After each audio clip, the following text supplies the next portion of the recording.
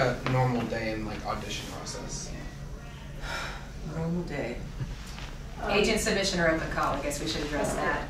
Yeah. Because it's just a very different thing. Yeah. Very different. Yeah.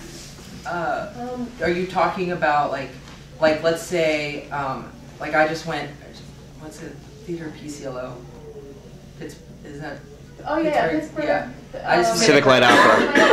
Yeah. I just went in for Jesus Christ Superstar to be Jesus. Sweet. And it was like, you know, that I have my time and I get my sides, which is, you know, I got a song, I got Gethsemane from the show, and then I go in at my specific time and there's a team of people behind a table and I audition. But that is very different from from an open call. So which one are you talking about? Like open call. Okay. Well, we both went to open calls in Chicago, right? How Mine was an agent submission. No, yeah. So, but when I went to Spring I had been to an open Awakening, call before, it was an open call.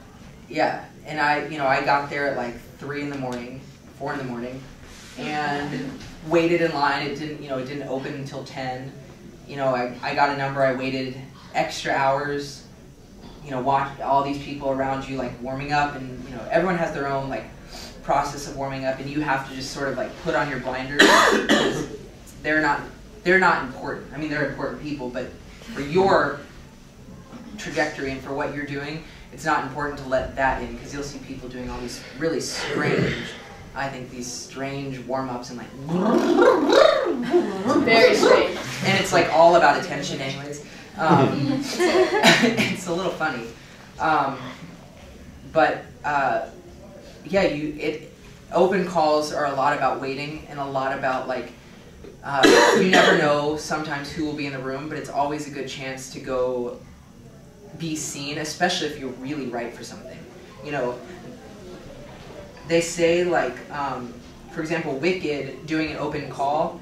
Wicked has been around for so long that like a lot of times they're not looking specifically when they do an open call. It's an equity rule that you have to do an open call every 6 months. So sometimes it's just procedure that they have to do it, and it's an intern in the room, like a casting intern, which you may blow them out of the water and they may need someone that day, you never know. But sometimes you can look and say, well, I know Wicked has been around for a very long time, so they're not like actively looking at this moment, but like PCLO, open call for the 2011 season, like they're definitely looking for people now, and they're doing Fiddler on the Roof, and I know that I would be perfect for that show, and so I should go in for that.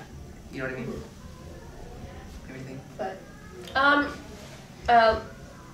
well, if I were to take you through an audition day, like I've had for the past couple of weeks, I've been really busy auditioning, which is awesome.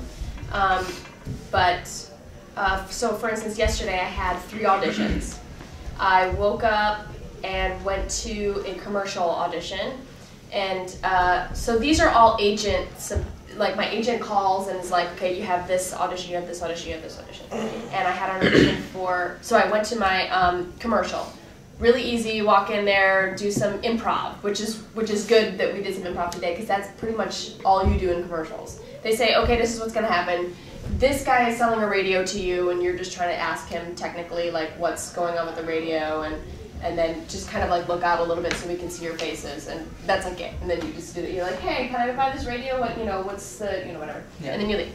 And then I went to an audition for Aladdin, and I had done the reading of Disney's Aladdin. They're bringing it to Fifth Avenue in Seattle, and I feel like they might want to bring it to Broadway, but they're saying that they're not bringing it to Broadway, except they have this like amazing creative team with like Tony Award winners, and like everybody is amazing.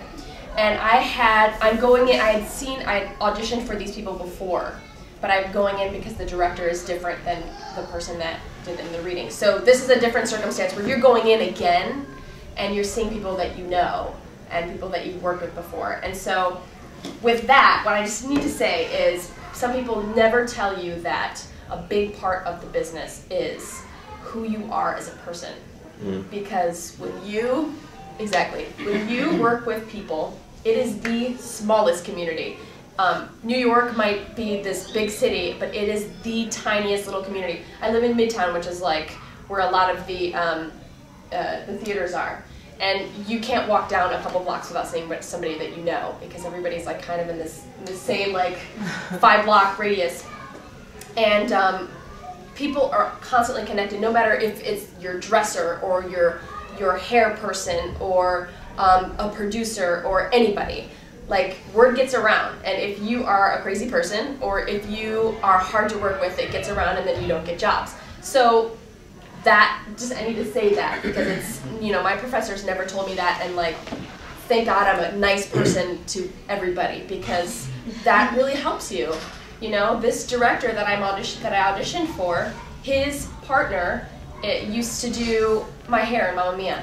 And so he's like, oh my God, I've been talking you up to my partner, you know? It's like, imagine if I was 3 years in Mamma Mia and I was like a nightmare. He would have been like, oh my God, don't even ever cast that girl. She is a nightmare, no. And then you would just be not considered, you know? So anyway, so I went in there, and then after that I went to an audition for a pilot, which I had gotten the sides the night before. This was like 7 pages. And I got it the night before and immediately started memorizing my lines, and I read the script so that I got full knowledge of what this character is, and luckily my roommate was around and I was able to like go over the sides with him.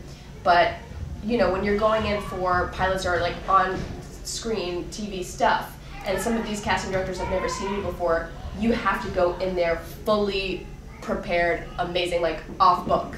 Like you have to like kind of blow them away, because if you don't do well the first time, they're not going to bring you in again. So, yeah. So I don't even know how I got off on that. That was your typical day. That was a typical really good day, you know. So yeah. Anybody else have any questions? Well, I can throw something out just from the other side of the equation. As somebody who's a writer, a lot of what as a writer, what I'm looking for are people who are dependable. I can give you a very specific story. It involved Morgan. I knew Morgan from Northwestern, and my writing partner and I were creating a demo because we were auditioning for a Theater for Young Audiences project, which we got. But again, we were self-producing the demo. We had a recording studio which we were paying for out of our own pocket. We paid for the track out of our own pocket, and we needed 2 singers. We needed the lead male vocal, which Morgan did for us, and female backing vocal, which was another girl who name I won't say, and actually I can't even remember at the moment. Morgan, we worked with him. We rehearsed him. He came into the studio, flawless, note perfect. We did a second take, but he came in, he was prepared, he was confident in what he was doing, and we didn't have to worry, is this going to be right, is it going to be off on his notes? He was 100% ready to do what we did, and didn't waste time. Because again, you're paying for this. Because the thing is, if not just he's in it to win it. That's he's in it to win it, but you got to remember that for somebody who's like a producer, who's a director, for them, time and money are critical things. If you're late, if you're wasting time for whatever reason because you're not prepared, that's money out of their pocket, because they have to pay extra time to the recording engineer. They have to pay extra time for the rehearsal space, and they're going to be like, I don't want to work with someone who wastes my time, because that's a drain on what I'm trying to do.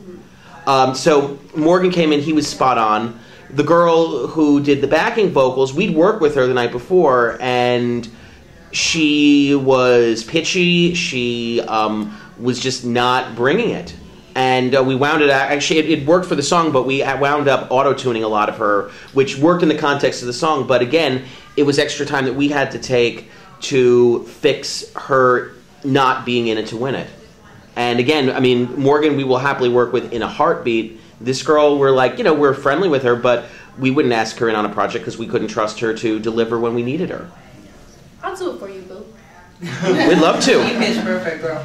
No, but that's another good a lesson that I didn't learn in school either, is that like you can't actually, you yourself cannot plan for when the opportunity will come along that you need to be ready for. You just have to be ready. I don't believe in luck. because if you've ever heard the saying that luck is when preparation meets opportunity, have you ever heard that? Mm-hmm. Think about it and subscribe to it because it's true. Like, you know, I remember doing that demo, and the week that, you know, I was supposed to do it, I got Everyday Rapture at second stage, and so I was like thrown into rehearsals and doing the show, and I was like in the middle of nightmares of so many lines, so little time, so much music, and, you know, but you're only gonna shoot yourself in the foot if, like, you get a pilot the night before and then you're like, oh my god, but I have 2 auditions tomorrow and I'll never learn everything, and then, oh my god, you know, you have to do it. You have to, like, subscribe to the Nike school of acting and just do it, you know, because you can rely on your innate ability, and then you can just sort of, by always fine-tuning, and then just go for it.